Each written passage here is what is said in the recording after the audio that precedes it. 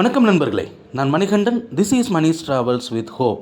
இது மாதிரி தொடர்ந்து பல வீடியோக்கள் வரப்போது. அதுக்கு நீங்கள் செய்ய வேண்டியது எல்லாம் நம்ம சேனலில் சப்ஸ்கிரைப் பண்ணி ஆதரவு கொடுக்க வேண்டியது மட்டும்தான். இன்றைக்கி இந்த வீடியோவில் தொடர்ந்து நம்ம தஞ்சாவூர் ஜங்ஷனுடைய தஞ்சாவூர் மற்றும் அதை சுற்றி இருக்கக்கூடிய பகுதி மக்களினுடைய நீண்ட நாளைய கோரிக்கைகளை தொடர்ந்து பார்த்துட்ருக்கோம். அந்த வகையில் ஒரு முக்கியமான கோரிக்கையை தான் இன்றைக்கி பார்க்க போகிறோம்.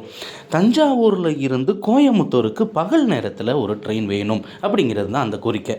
தஞ்சாவூர்லேருந்து கோயம்புத்தூருக்கு ட்ரெயினே இல்லையா அப்படின்னு கேட்டால் இருக்கிறது 2 ட்ரெயின் இருக்குது.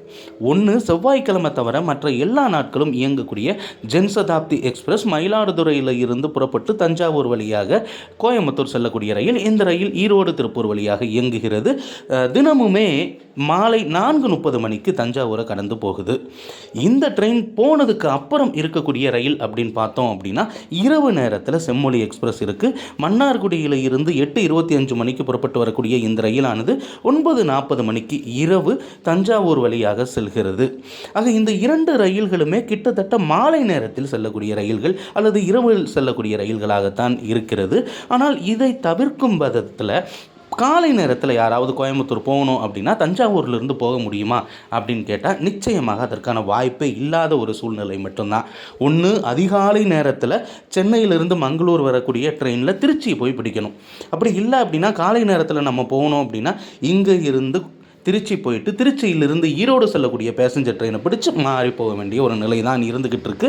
இதை தவிர்க்கும் விதமாக டெடிக்கேட்டடாக தஞ்சாவூரில் இருந்தே ஒரு ட்ரெயின் காலை நேரத்தில் புறப்பட்டு அங்கே இருந்து திருச்சி திண்டுக்கல் வழியாக, ஏன்னா ஏற்கனவே ஓடக்கூடிய ரயில்கள் எல்லாமே கோயம்புத்தூருக்கு ஈரோடு திருப்பூர் வழியாகத்தான் போய்கிட்டு இருக்கு. ஆனால் இந்த ஒரு ட்ரெயின் அவங்க கேட்குறது தஞ்சாவூரிலிருந்து புறப்பட்டு திருச்சி, திண்டுக்கல், ஒட்டஞ்சத்திரம், பழனி, உடுமலைப்பேட்டை, பொள்ளாச்சி வழியாக கோயம்புத்தூருக்கு போகணும் அப்படிங்கிறது தான்.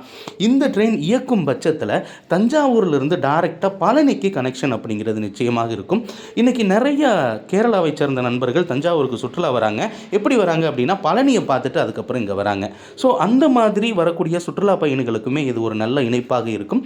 தஞ்சை உலக பிரசித்தி பெற்ற கோயில், பெரிய கோயில் இருக்கக்கூடிய ஒரு நகரம்.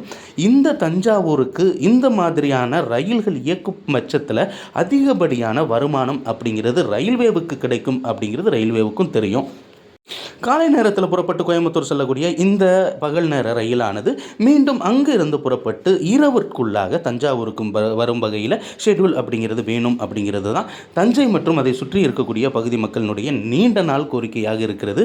இது இன்னைக்கு நேற்று கோரிக்கை இல்லை, கிட்டத்தட்ட ஒரு 30-40 ஆண்டு கால கோரிக்கையாக இருக்கிறது.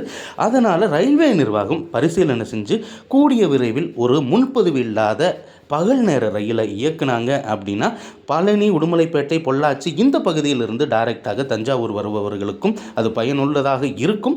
இந்த வீடியோவில் நான் கொடுத்த தகவல்கள் உங்களுக்கு போதுமானதாகவும் அதே நேரத்தில் பயனுள்ளதாகவும் இருந்திருக்கும் அப்படிங்கிற நம்பிக்கை நிச்சயமாக எனக்கு இருக்கிறது. இந்த தகவல்கள் நம்முடைய நண்பர்களையும் சென்று சேரணும். அதுக்கு நீங்கள் செய்ய வேண்டியது இந்த வீடியோவை ஷேர் பண்ண வேண்டியது தான். இது மாதிரி தொடர்ந்து பல ரயில்வே அப்டேட்டுகள் உடனுக்குடன் நம்ம சேனலில் வந்து சேர இருக்கிறது. அதற்கு நீங்கள் செய்ய வேண்டியது எல்லாம் நம்ம சேனலை சப்ஸ்கிரைப் பண்ணி ஆதரவு கொடுக்குறதோடு நிறுத்திக்கிடாமல் நாங்கள் கொடுக்கக்கூடிய தகவல்கள் உங்களுக்கு பிடிச்சிருந்தது அப்படின்னா லைக் பண்ணுங்கள், முடிஞ்ச வரைக்கும் ஷேர் பண்ணுங்கள். எல்லோருக்கும் எல்லா தகவல்களும் சென்று சேரட்டும். அடுத்த வீடியோவில் பார்ப்போம். அது வரைக்கும் நன்றி, வணக்கம்.